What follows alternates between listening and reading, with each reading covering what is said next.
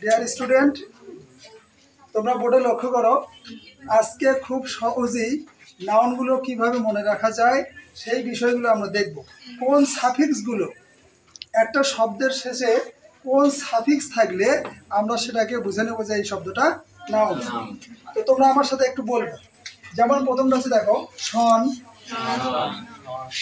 SION, MENT, DOM, THY, URE, HWD, NESS, NY, AGE, TUD, chud,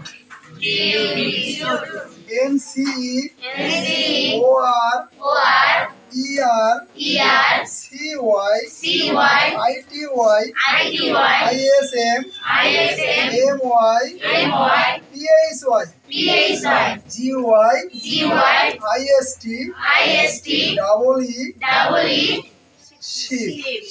তাহলে এই যে suffix গুলো আছে, এখানে 21টি সাফিক্স আছে।